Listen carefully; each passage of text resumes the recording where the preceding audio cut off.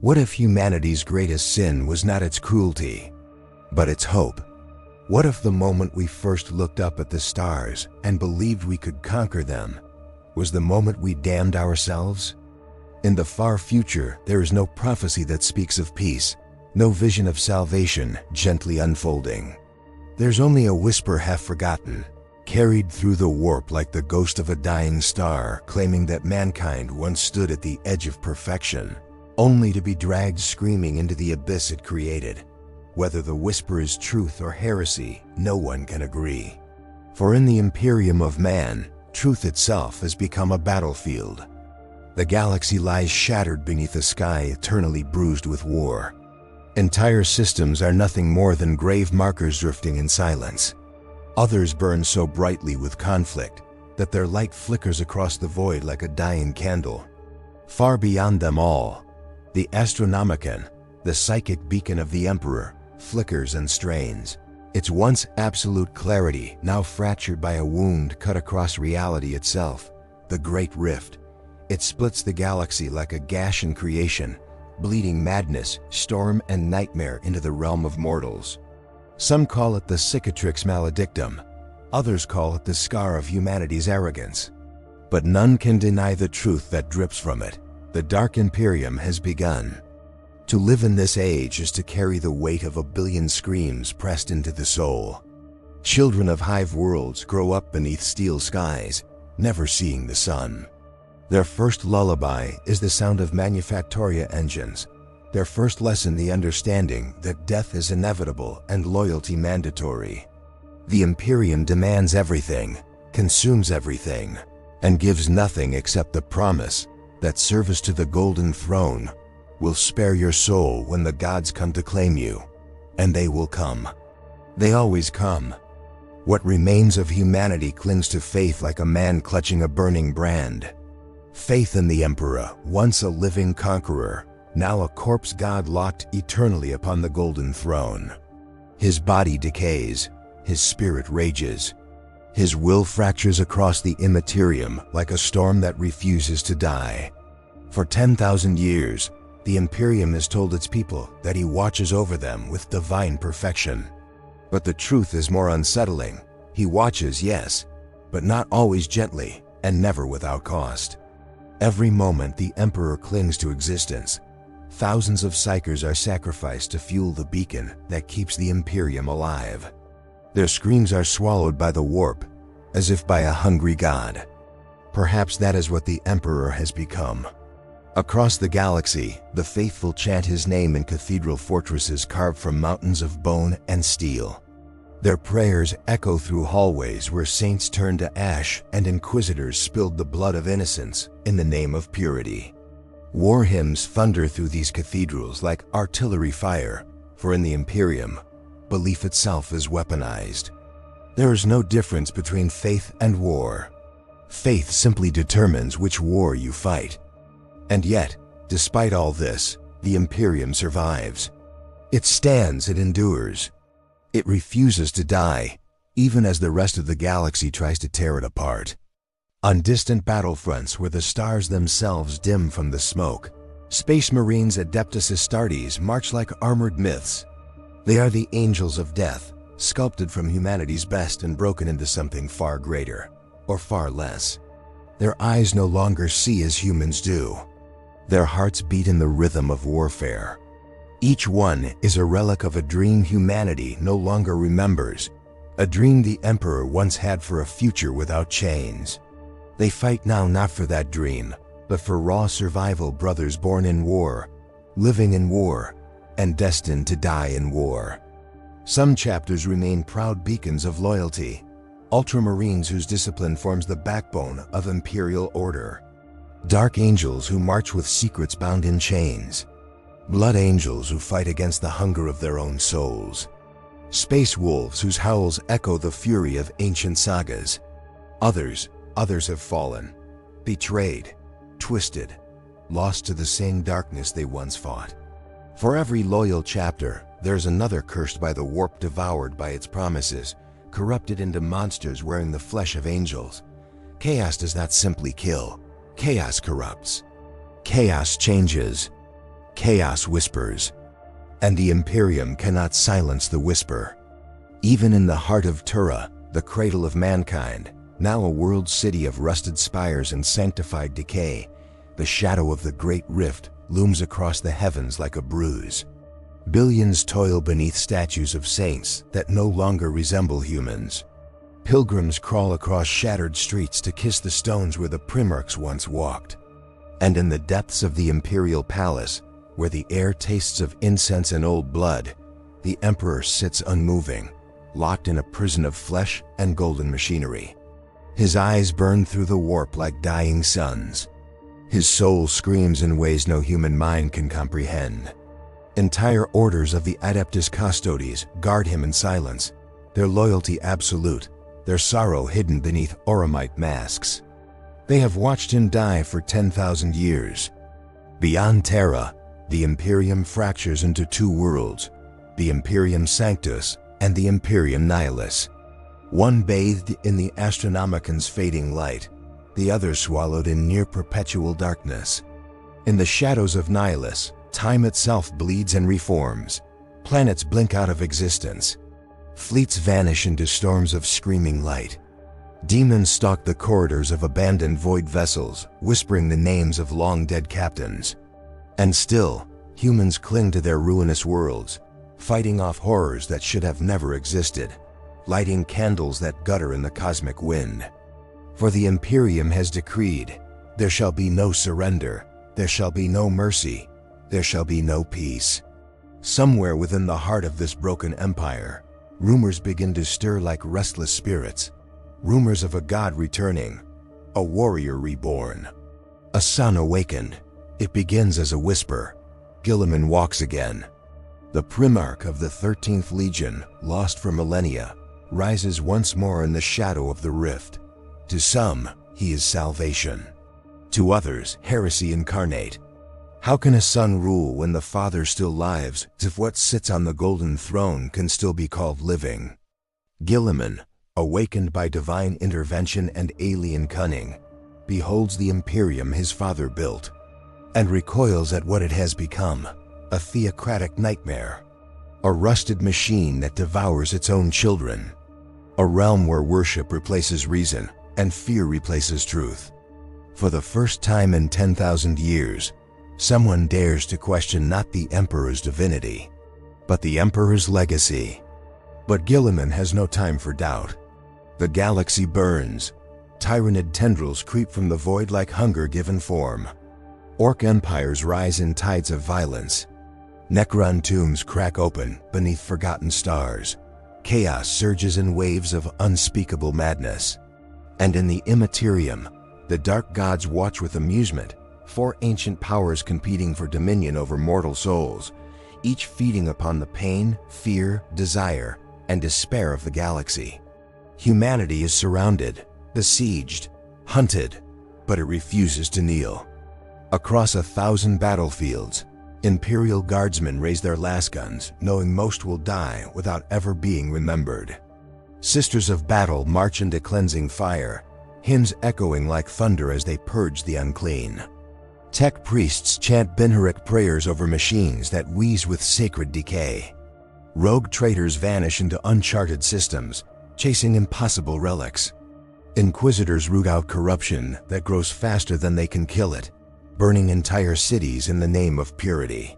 Everywhere, sacrifice is the currency of survival. And yet, there is something deeper, something older, something the Imperium does not speak of, though every psyker in the galaxy can feel it gnawing at the edges of their soul. A pressure, a presence, a shifting beneath the surface of reality. The warp is changing, the gods are restless. Something stirs beneath the psychic tides that even demons fear to name. Perhaps it is hope, perhaps it is doom. In the 41st millennium, there's little difference between the two. What is known is this: humanity stands on the edge of a blade so thin it could split a world in half. One misstep, one failure, one forgotten truth exposed at the wrong moment, and the Imperium will collapse under the weight of its own rot. But still it endures, still it marches forward. Still it fights with the fury of a species refusing to vanish quietly into the cold void of extinction. On a nameless world beneath a sky torn open by warp storms, a lone astropath receives a vision, a flicker of knowledge that should not exist. He falls to his knees, eyes bleeding, whispering a single name that the Imperium has tried to erase for 10,000 years. A name forbidden. A name that should have remained buried. As the vision burns through his mind, he realizes the truth. Something sacred has been defiled. Something meant to remain hidden has awoken. And as his heart stops and his mind collapses into silence, the last thing he feels is not fear, but inevitability. The darkness is no longer coming, it is already here. And it has been waiting. The darkness is no longer coming. It is already here, and it has been waiting. And in that waiting, it has been listening.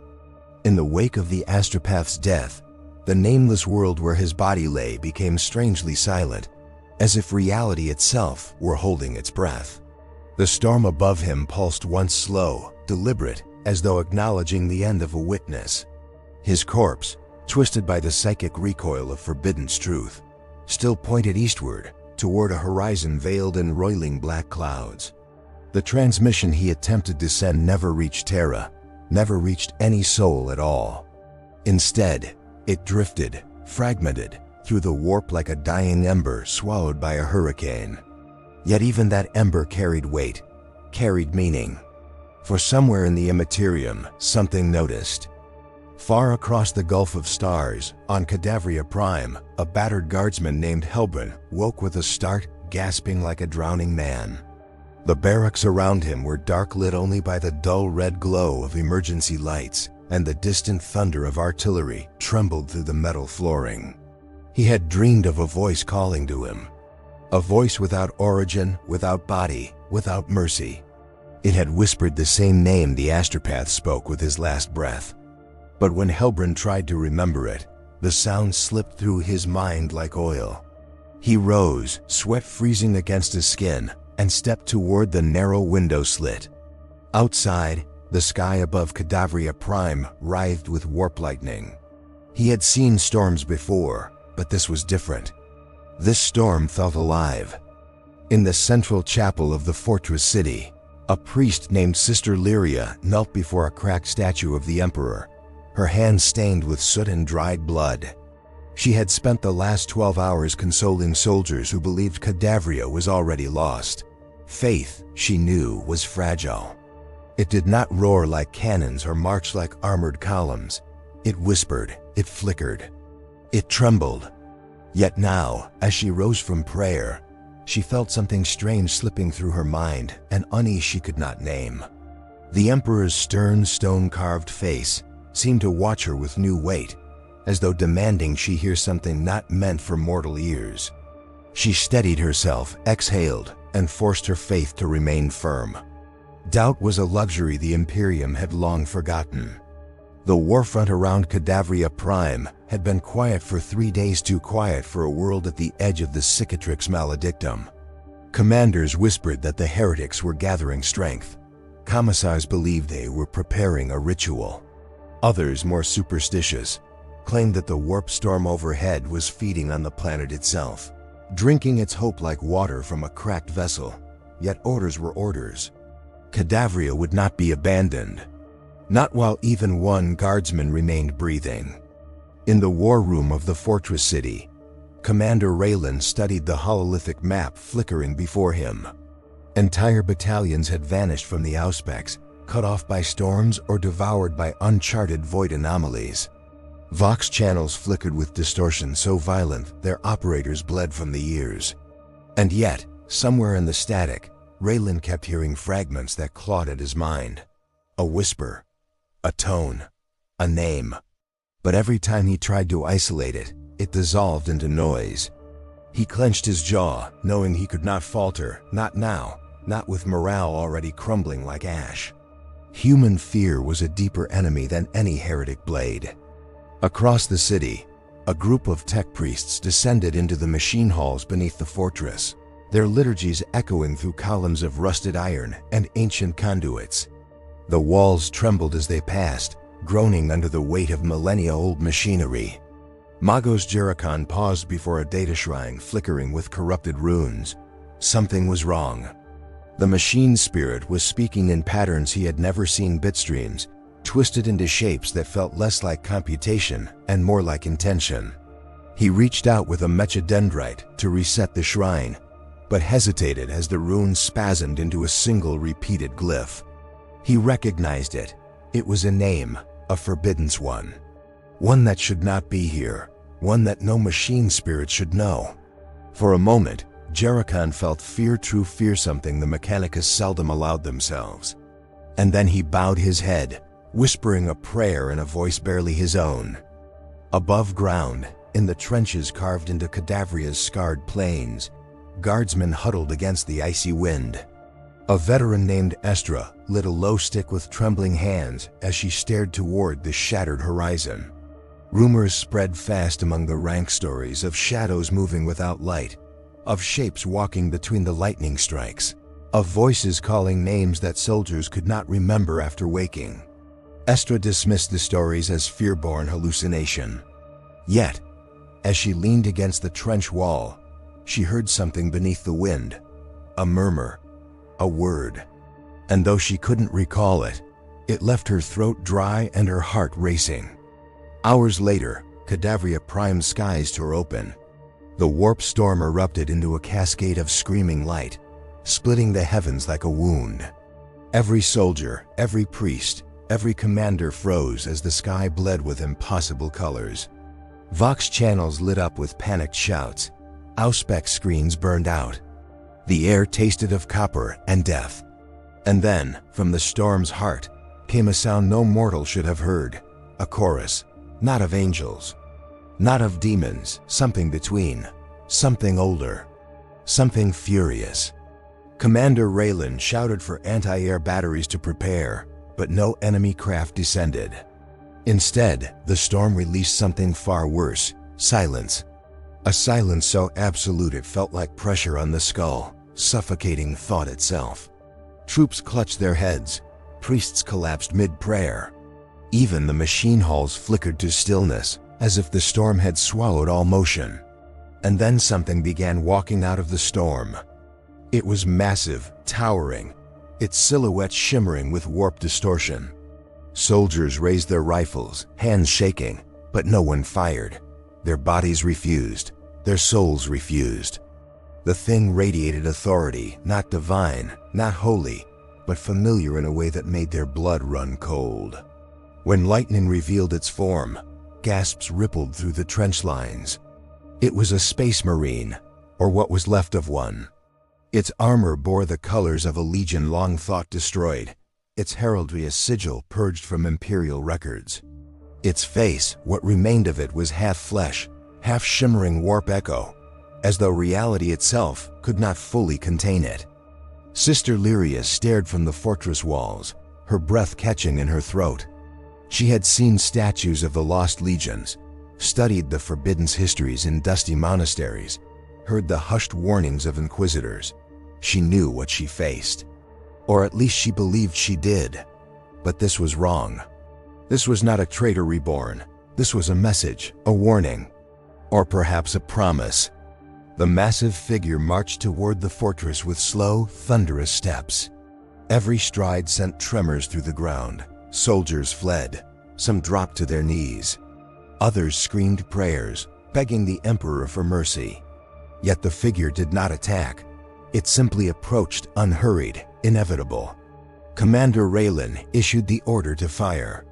Artillery roared, lasguns cracked, bolters unleashed volleys of armor-piercing rounds. The figure walked through the barrage as though strolling through rain. When the dust settled, it still stood, unbroken, unburned, unchanged. And then it spoke. Its voice was a ruin of sound, layered with echoes, as if a choir and a corpse spoke in unison. You were not meant to hear the name. Every soldier felt the words inside their bones. Some vomited, others collapsed. A few went mad instantly, clawing at their faces as they screamed for the voices to stop. The figure raised a hand, and the air throbbed with psychic force. Magos Jerikon's machine screamed warnings. Astropathic wards shattered. The fortress generators flickered violently. And then, just as abruptly, the figure stopped. Its helm turned toward the heart of the fortress, city toward the inner sanctum, where the Emperor's image towered in golden relief. It seemed almost reverent or mournful. "You were meant to forget," it said, its voice cracking like a broken planet. "But he remembers." A shockwave surged outward, knocking soldiers to the ground. The figure staggered as though fighting something unseen, a tether pulling it back into the storm. Warp light crackled across its armor. It lifted its gaze to the sky, as if searching for something beyond mortal comprehension. Then it spoke one final line, 8 simple words that shattered the fate of Cadavria Prime forever. "He is not the one who watches you." The storm swallowed the figure whole, ripping it back into the immaterium with a shriek of bending reality. The silence that followed felt like the universe itself refusing to breathe. And then the world began to scream. The ground split open. The fortress walls buckled. Priests fainted mid-prayer. Every machine on Cadavria activated at once, shrieking warnings of psychic contamination. Commander Raylan, bleeding from his ears, staggered to his feet only to see the impossible. The Emperor's statue cracked, ancient, unmoved for centuries, raising its hand as if shielding its face. And that was when the betrayal began. The Vox lit up not with distress calls, but with a single repeating message coming from within their own command network. A message encoded with inquisitorial authority, a message that should have never existed. Order 00000 enacted. Cadavria Prime is compromised. Purge the world, no survivors. The Emperor denies this world. Sister Lyria dropped to her knees, the words crushing her faith like glass beneath a boot. A planet condemned by decree older than the Imperium itself. A command that could not be questioned. A death sentence signed by a voice that claimed to speak for the throne. But under the storm-lit sky, as tanks mobilized and orbital guns aligned, as soldiers realized they were not facing an invasion, but an execution, one truth rose above the chaos like a blade drawn in the dark. If the Emperor did not watch them, then someone else did. And that someone wanted an entire world erased before the truth could be spoken. The first bombardment fell like a hammer from the heavens, and Cadavria Prime screamed as the betrayal of an age began. The first bombardment fell like a hammer from the heavens, and Cadavria Prime screamed as the betrayal of an age began. Fire crawled across the horizon in sheets, swallowing trenches, spires, cathedrals, and the streets where soldiers had once sworn eternal loyalty. Commander Raylan stared upward, watching orbital lances tear open the sky, each beam carrying the cold verdict of the Imperium itself. The order had not come from the enemy. It had come from the throne, or something speaking in its name. Sister Lyria dragged wounded guardsmen into the chapel ruins, her breath shaking as dust rained from shattered vaults. She kept whispering prayers, not out of certainty, but because silence now felt too dangerous. Every word tasted like ash. Her faith trembled like a candle in a storm, flickering, shrinking, fighting to stay lit. Was this how saints were born, or how they broke? Outside, the bombardment intensified, turning the sky into a furnace. The Emperor's statue, cracked and raised in its final gesture, glowed from the heat. It seemed to weep molten gold.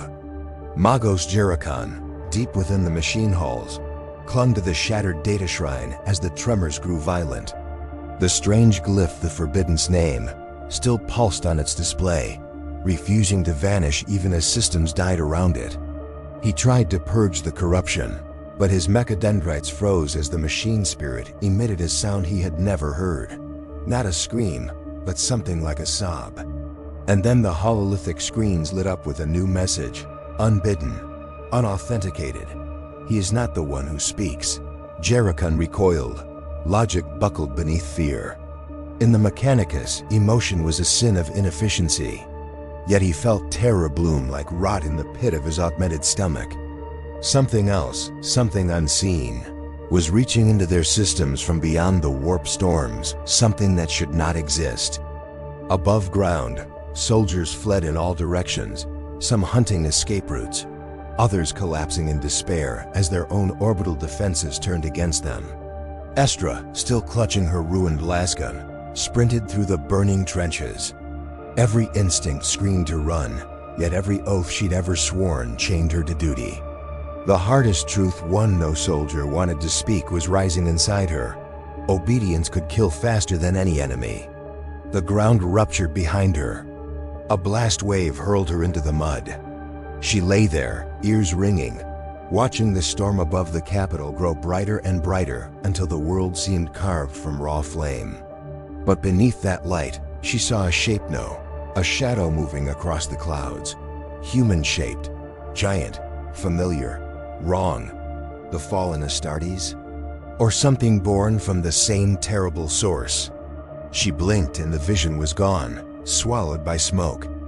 While the world died, a single astropathic spark escaped Cadavria Prime's atmosphere, weak, flickering, barely conscious.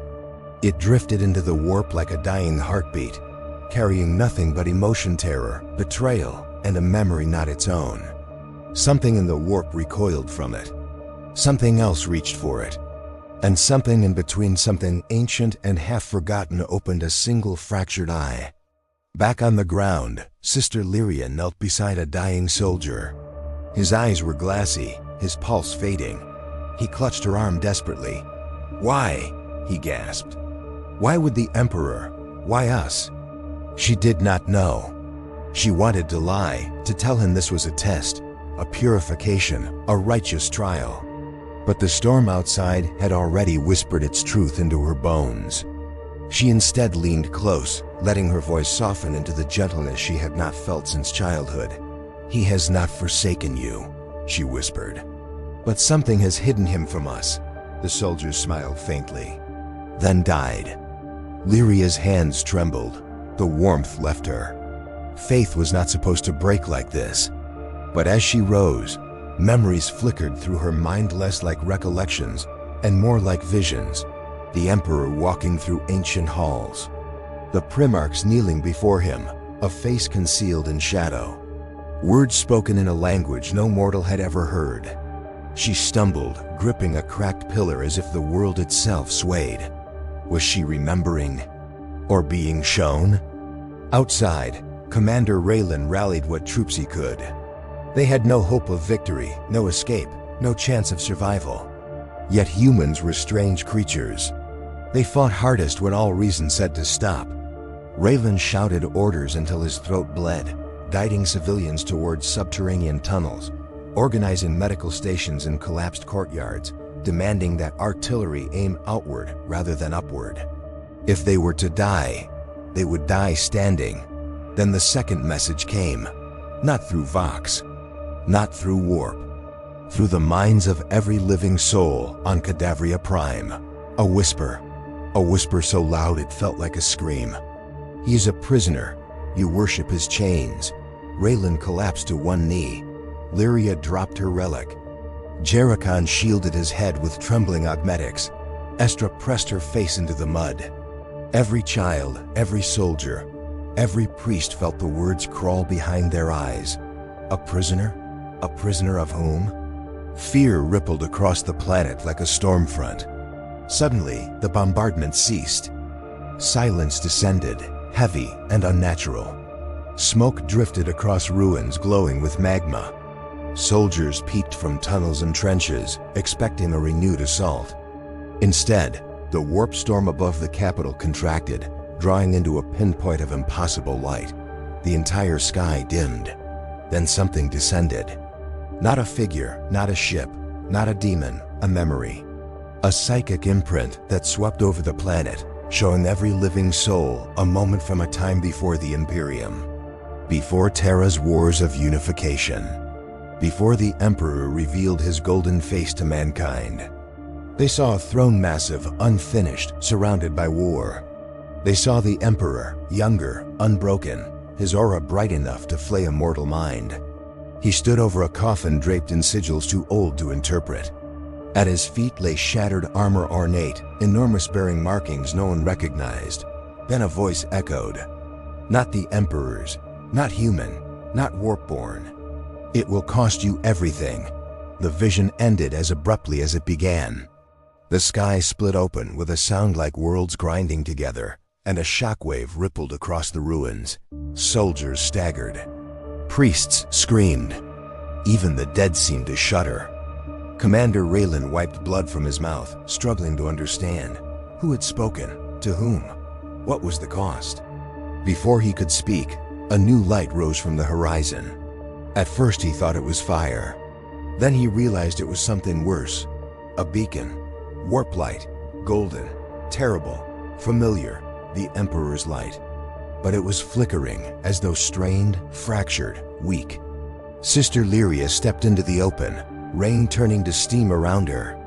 Her heart pounded violently, yet her fear felt different now, sharpened by revelation rather than crushed by despair. What have we been serving? She whispered. A god? Or his captor? The ground shook. Beneath the fortress, ancient vaults cracked open. Jericho watched in horror as machines he had tended for decades activated without command, their screens flooding with the forbidden's glyph. The message repeated endlessly. He has been silent for 10,000 years because he is not alone. A cold realization spread through Cadavria like infection. If the Emperor was a prisoner, then someone else must hold the chains. Someone powerful enough to imprison a god. Someone no one had ever named. Yet the fallen Astartes had spoken as though he knew. He is not the one who watches you. The warp storm overhead pulsed once more, sending arcs of lightning across the ruins. Estra lifted her head just in time to see something emerging from the crater where the bombardment had hit deepest. A shape rising from dust and flame that was not human, not machine, not demon. Its silhouette flickered like a glitch in reality, half in this world, half unwilling to stay. As it stepped forward, its presence pressed down like a tidal wave of gravity, forcing soldiers to their knees. Sister Lyria felt her heartbeat stop for one impossible instant. She recognized the shape. She had seen it in ancient tapestries, in forbidden texts, in visions carved into cathedral walls. Not a primarch, not a saint, not an angel. Something far older, something the Emperor had hidden even from his favored sons. It spoke without opening a mouth, its voice vibrating through the stone of the dying world. You cannot save him, but you may choose who takes his place. The world trembled as if recoiling from the words. Commander Raylan whispered, "What are you?" The figure turned its gaze toward the sky, warp light swirling behind it like wings made of storm and memory. "I am the reason he ascended," it said, "and the reason he fell." All across Cadavria Prime, hearts froze. The galaxy itself seemed to hold its breath. Then came the final line, a whisper that reshaped everything that had been known, believed, or feared. The Emperor was never meant to rule alone. The storm collapsed inward. The world shook. And Cadavria Prime realized with a terror older than faith that a second power had always stood beside the Golden Throne. And now it had returned. The world shivered under a sky that no longer belonged to humans. Cadavria Prime burned, not in the glory of victory or the clarity of justice, but in the confusion of betrayal, its cities crumpling under artillery that came not from enemy hands, but from the cold will of the Imperium itself. Commander Raylan stood amid rubble, the taste of ash and blood thick in his mouth.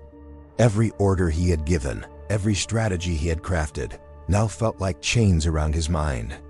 To obey had always been the law of survival. Now obedience meant watching his own people die for reasons even the throne refused to reveal.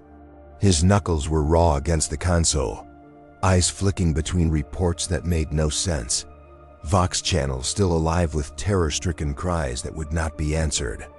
Each word was a prayer, each breath a rebellion he could not afford. He had promised them protection, and yet protection had become annihilation. Sister Lyria stumbled through the ruins of the cathedral, her cassock singed, her hands streaked with the black of soot and the red of lifeblood. Everywhere she looked, she saw faith collapsing like fragile crystal. Priests had abandoned altars, children had died in arms too weak to hold them, and soldiers prayed with the fervor of the damned, unaware that their prayers were cast into a silence older than the stars. She paused before a shattered statue of the Emperor, golden fragments scattered across scorched stone. Her hands reached for the ruin as if she could coax meaning from it, and she felt a vibration, subtle yet insistent, as if the world itself mourned alongside her. A question rose in her mind that she dared not speak. If the Emperor could not intervene, if even the light faltered, what was faith but a lie we tell ourselves to endure the unbearable? In the lower warrens, Magos Jerichon worked feverishly, sparks flying from cracked conduits, the machine spirit shrieking with warnings he could barely decipher. Data shrines flickered with forbidden glyphs, their light bleeding into the darkness like tiny wounds. Every attempt to purge the corruption was met with resistance from a force that seemed to know his intent before he acted. He realized with the bitter clarity of despair that the Mechanicus did not serve the Emperor alone. Something else had infiltrated the sanctum of reason, bending the cogitators to a will older than Terra itself. Jerichon's voice shook as he murmured prayers over the circuits, blending supplication and panic, knowing that if the machines fell completely, even the skeleton of the fortress would betray them. On the plains beyond the city, Estra crawled over broken earth and smoking debris, her body aching, every joint screaming with exhaustion. Her laskin was useless, her ammunition spent, yet her resolve remained. The soldiers around her were fading, some surrendering to heatstroke, others collapsing to the ground under shells that seemed to find them even when aimed away. She saw the figure that had emerged from the warp storm, shimmering like a ghost wrenched half into reality, striding toward the citadel with a calm that was obscene in its contrast to the chaos around it. Her instinct was to flee, yet some unreasoning duty tethered her to the battlefield. Each step toward it was a defiance of instinct, a choice to endure what she could not comprehend. She wondered if survival had ever been an option, or if they were all merely instruments in a game played by powers that had no concern for life. Above, the warp storm pulsed with impossible rhythm, arcs of energy tearing across the firmament. Cadavria's air was thick with the metallic tang of blood, the acrid smoke of burning fuel, and the ozone crackle of warp lightning. Every breath burned, yet silence remained, deeper than any lull, punctuated only by the cries of dying men and women. And in that silence, the whisper returned. A voice that carried through the minds of all who remained conscious. A name unspoken, a verdict unpassed, a secret revealed in fragments that left understanding just out of reach. Some fell to their knees, clutching temples, weeping with terror or devotion or both. Others stiffened, staring into the void of the storm as if challenging it to act. And in the midst of it all, one truth became painfully clear.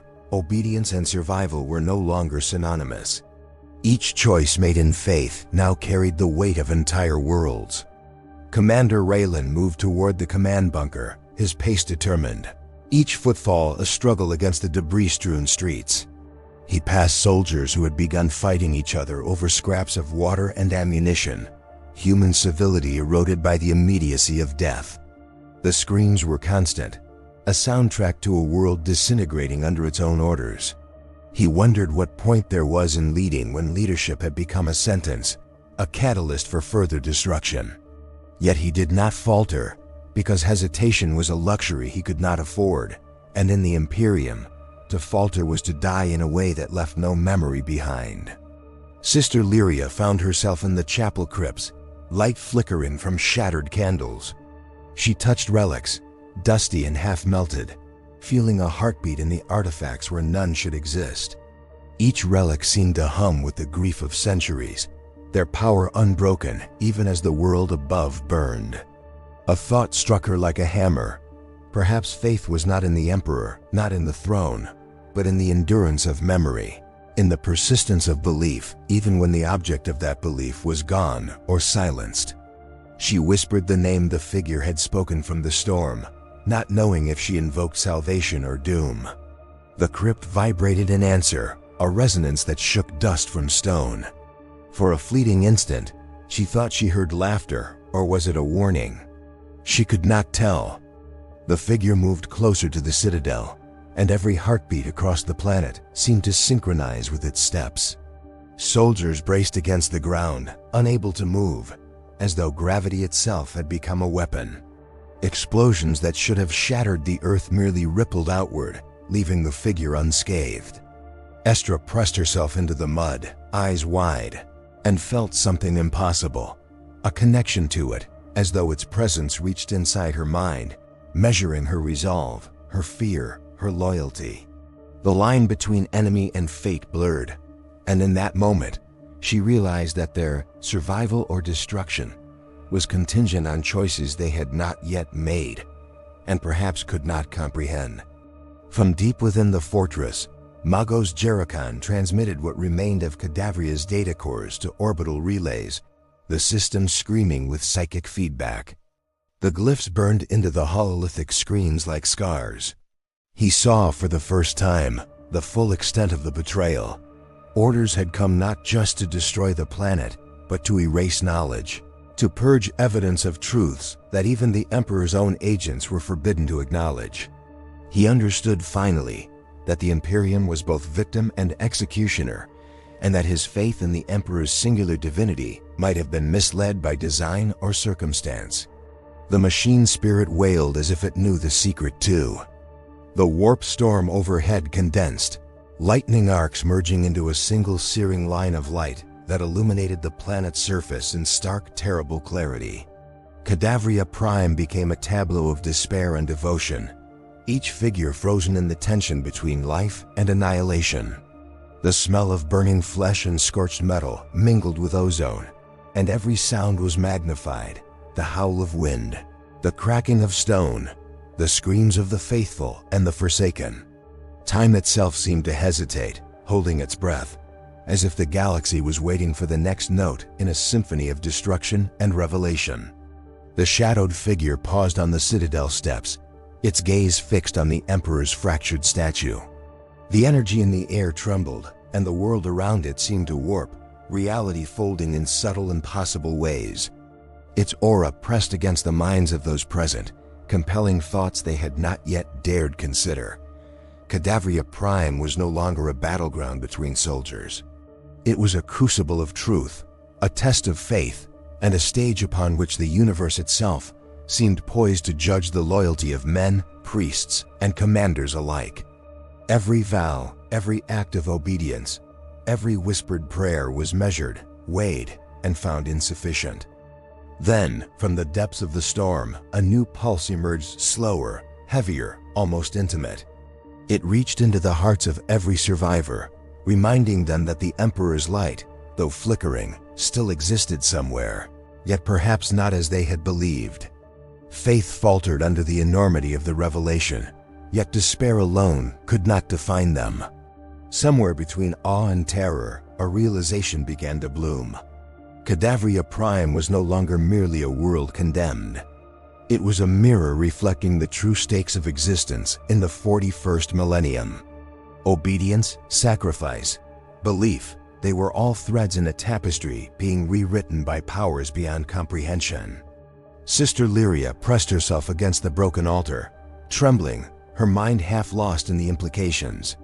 Commander Raylan gritted his teeth, balancing horror and duty as he counted the survivors, knowing that the choices they would make in the next moments could echo across centuries. Estra lifted her eyes toward the figure, her body rigid with terror and awe, and felt the first flicker of understanding.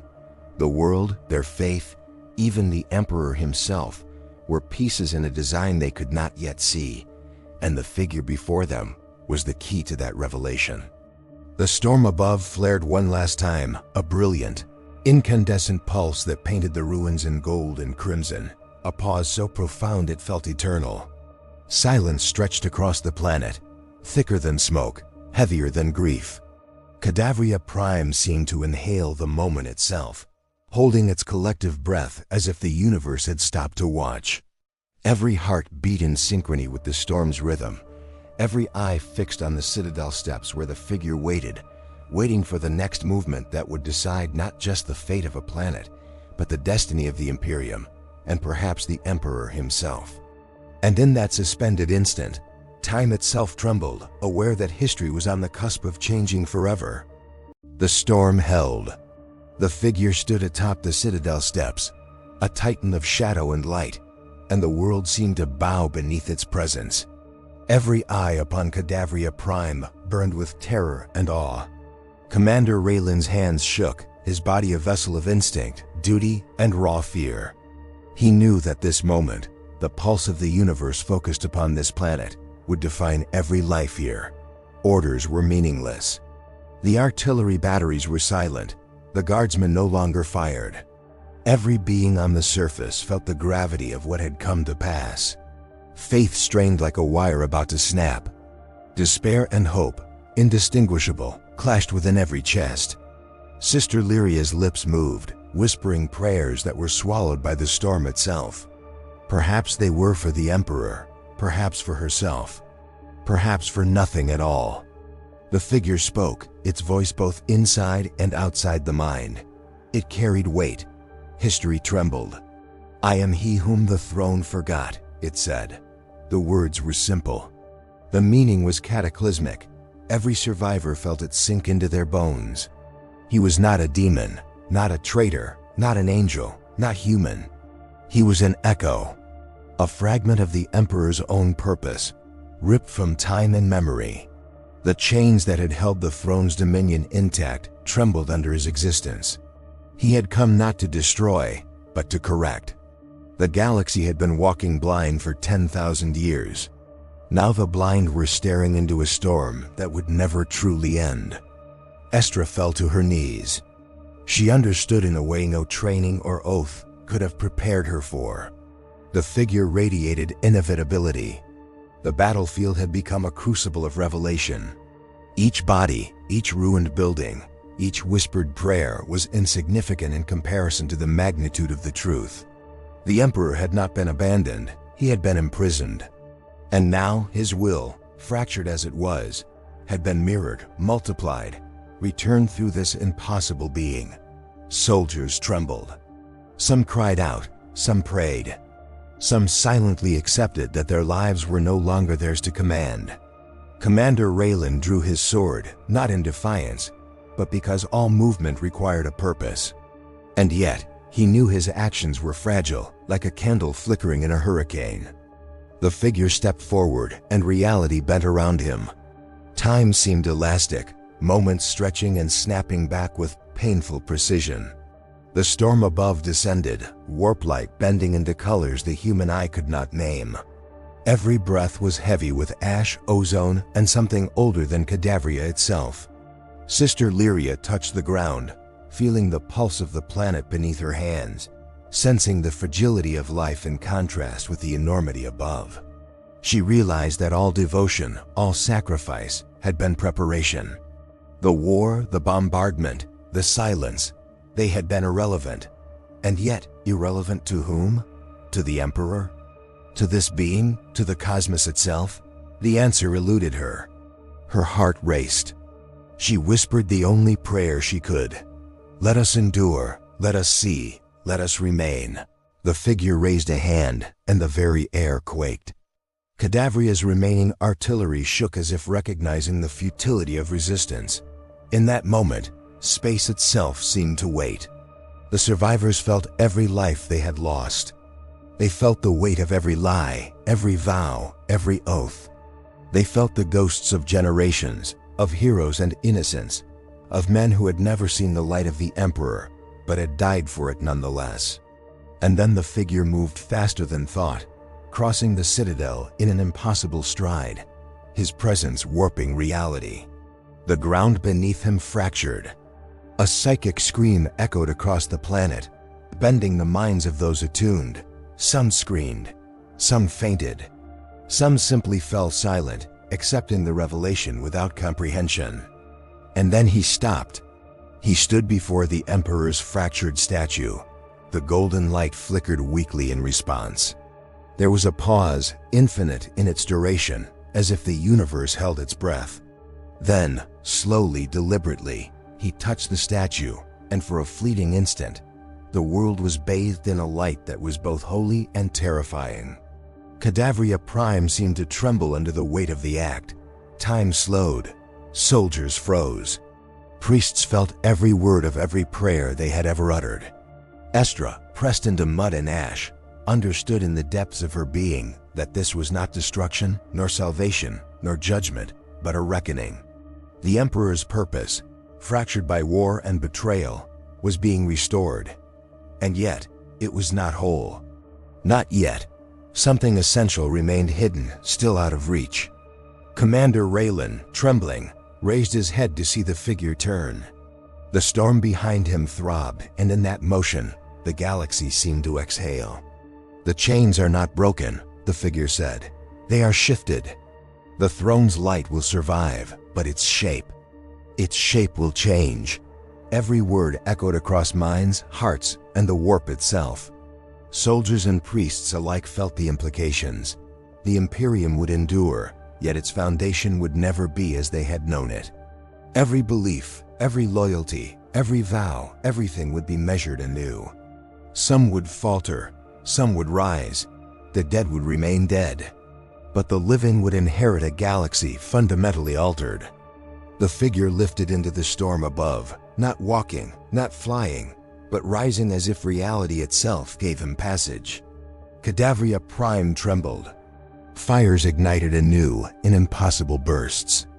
Artillery turned inward, self-destructing in convulsions of light and metal. The survivors clutched at anything solid. Sister Lyria felt her knees buckle under the weight of revelation. Estra pressed herself to the scorched earth, weeping with exhaustion, terror, and the barest trace of awe. Commander Raylan's voice cracked as he shouted orders that would never be executed, not knowing whether to command, pray, or flee. Then silence came. Not the silence of death, not the silence of a world abandoned, but the silence of realization. The wind died. The fires cooled. The storm receded to a roiling scar above the horizon, leaving Cadavria Prime scorched, broken, yet unconsumed. Every living soul felt it. The balance had shifted. Something eternal had changed, something vast, something beyond comprehension. The Emperor's chains had been moved, his light restored, and yet, incomplete. A truth lingered, unspoken, yet palpable, pressing on every mind, refusing comfort or certainty. Sister Lyria looked to the horizon where the figure had vanished, the last sparks of warp light fading. She touched her forehead, tracing the line of her faith, feeling it tremble, reborn and fragile. Commander Raylan sank to his knees, bloodied and spent, knowing that no order, no oath, no loyalty could prepare him for what was coming next. Estra lay in mud, breath shallow, watching the last echoes of the impossible being flicker against the sky like dying stars. The planet itself seemed to sigh, sensing the tension that would not yet release. Cadavria Prime had survived, yet it was changed. Humanity had endured, yet it had glimpsed the cost of its devotion. And in that heavy, trembling silence, the galaxy held its breath, waiting for the next movement, the next revelation, the next reckoning, because the storm was not over. It had only paused. And when it returned, no soul, no oath, no faith would remain untested. The light of the Emperor had shifted. The chains had moved. And the universe, eternal and indifferent, had begun to watch with new eyes. The fires of Cadavria Prime no longer roared. They were embers now, fading slowly into the blackened soil and the ash-laden winds that drifted over broken streets and shattered spires. Silence, heavy and profound, had settled over the planet as if the universe itself had exhaled, allowing the dead and the living a momentary reprieve. Commander Raylan moved through the ruins, each step a quiet testament to endurance, the soles of his boots scuffing against scorched stone and metal. The battlefield, once a theater of fire and chaos, was now a graveyard of memory, each corpse and ruin whispering the story of what had been endured and lost. He looked upward, toward the sky, still scarred with traces of warp light and lingering auroras that the storm had left behind. The light was dim, fractured, beautiful in a way that made him ache. He felt the weight of every command, every life, every oath, and realized that survival was not victory, nor defeat, nor mercy. It was a memory carried in the bones and hearts of those who remained. Sister Lyria knelt amid the rubble of the cathedral, dust settling over golden shards of the Emperor's shattered statue. Her hands traced the edges, feeling warmth where none should exist, as if the relic remembered what humanity had long forgotten. That devotion was not always answered, that faith was both a burden and a gift, fragile as glass and enduring as stone. She closed her eyes, hearing in the silence the faint echoes of prayers uttered centuries ago, her own whispers mingling with voices that would never speak again. She thought of the soldiers, of children who had died clinging to relics, of the blind obedience that had cost so many lives. And yet she felt something persist, a pulse, a heartbeat beneath the world itself, reminding her that even in the deepest devastation, the will to endure was sacred. The question that rose was simple yet unbearable. If faith required sacrifice, what was its worth when the sacrifice never ended? Estra wandered the outskirts of the ruined city, her uniform torn and scorched, her boots leaving tracks in mud and ash. Every step revealed more remnants of those who had fought beside her or against her, or simply survived long enough to vanish. She traced her fingers along the walls of broken barracks and burnt-out vehicles, feeling the echoes of countless lives and the unspoken truths of command, of loyalty, of despair. She remembered the figure from the storm, the being that had come not to destroy, nor to protect, but to remind them all of a cosmos broader, crueler, and infinitely older than they could imagine. The memory lingered, not as terror, but as awe. Estra asked herself quietly whether humanity's place in such a universe was merely to witness or to act, and even if they acted, did it matter? Did survival itself hold meaning when the scale of eternity was infinite and indifferent?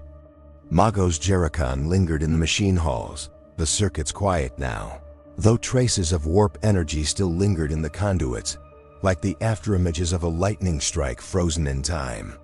The machine spirit pulsed softly beneath his hands as he examined the shattered hololiths and corrupted data cores. He did not speak, no prayers, no oaths. Just the steady rhythm of thought and observation, cataloging what had been, what had survived, and what could never be repaired.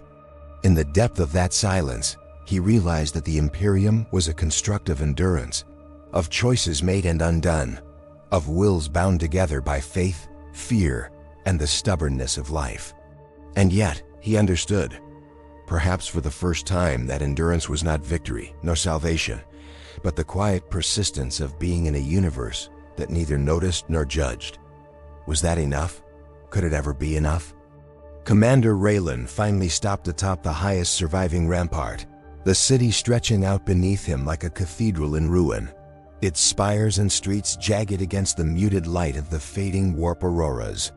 His hands rested on the hilt of his blade, a relic of war and loyalty, scarred by blood and fire. He had commanded men, given orders, witnessed devotion and betrayal in equal measure, and yet the meaning of it all felt elusive. He thought of the Emperor, of the figure that had come from the storm, of every oath that had guided him across a world gone mad. The question lingered in his mind, slow and insistent. If the Emperor was not alone, if the chains that bound him had been shifted, then what of humanity? What of the Imperium? Was their struggle even theirs, or merely the echo of something beyond comprehension? And yet, he felt in the marrow of his bones that survival, even when purposeless in the grandest scale, had a quiet dignity of its own. The sun, or what passed for a sun behind the torn warp clouds, crept slowly across the horizon, illuminating ruins in soft golden light. Smoke drifted in long lazy ribbons, curling upward from fires that refused to die, but also refused to spread. Every shadow became a monument, every broken wall a testament to the resilience of life, however fragile. The wind carried scents of ash and metal and blood, and the faint, inexplicable trace of warp energy that lingered like the memory of a dream that cannot be recalled. Sister Lyria rose to her feet, lifting her eyes toward the sky, feeling the quiet in her chest as though it were a heartbeat shared with the planet itself. Estra watched her, realizing that even in devastation, even in the aftermath of betrayal and fire, there was a profound stillness that demanded recognition. They were alive, and to be alive in the end was both victory and curse. The figure from the storm had vanished, leaving behind a world changed in ways both subtle and monumental. Nothing would ever be the same. Not the architecture, not the people, not the faith, not the understanding of the universe itself. The warp light faded, the auroras dissipated, and the silence deepened. Soldiers buried their dead. Priests murmured last rites. Civilians huddled among ruins, uncertain if the light they saw was hope or simply the reflection of what had been destroyed. Even the machines hummed quietly, as if sharing the collective breath of the planet. Time, for the first moment in a century, felt human again, patient, tender, finite. Cadavria Prime would heal, slowly, painfully, perhaps never fully. But in that silence, in the reflection that followed the storm, those who remained understood something that no command or scripture had ever imparted. The universe was larger than they could know, faith was more fragile than they had believed, and survival carried a cost that was not measured in victories or defeats, but in the quiet, enduring moments of reckoning that followed catastrophe. The chronicles would record the deeds, the losses, the miracles and betrayals, but the questions would remain, lingering across centuries like distant stars. If the light falters, does faith endure? And if humanity survives, what is it that it truly preserves? Commander Raylan lowered his head. Sister Lyria stood beside him, eyes bright with tears she could not name. Estra remained kneeling in the mud, a hand pressed against a fragment of the destroyed citadel, feeling the pulse of the world beneath her fingers. Magos Jericon moved silently through the ruins, the weight of knowledge pressing on him in a way that offered no solace. Each of them, in their own way, bore witness to what had been endured and what had been irrevocably altered. The galaxy outside Cadavria Prime would not know this moment, would not understand it, yet it would ripple outward like the sound of a bell in empty space, faint but inevitable. The Imperium remained fragile, persistent, incomprehensible, and those who had survived bore its legacy silently, with all the weight of what it cost them to live. In the end, the wind whispered through the ruins of Cadavria Prime like a forgotten prayer. Golden light filtered through shattered arches. Smoke curled slowly into the sky. Silence held the moment as if it were eternal. And in that quiet, one could almost hear the faint echo of the figure's words, lingering like a question carved into the bones of the world. The chains are shifted. The light endures, but at what cost? And as the chronicler records these final lines, he wonders aloud, when faith fractures beneath the weight of eternity, does humanity endure because it must or because it chooses? And when survival is all that remains, what is truly saved? If this story moved you, make sure to like, subscribe, share, and leave your thoughts in the comments below.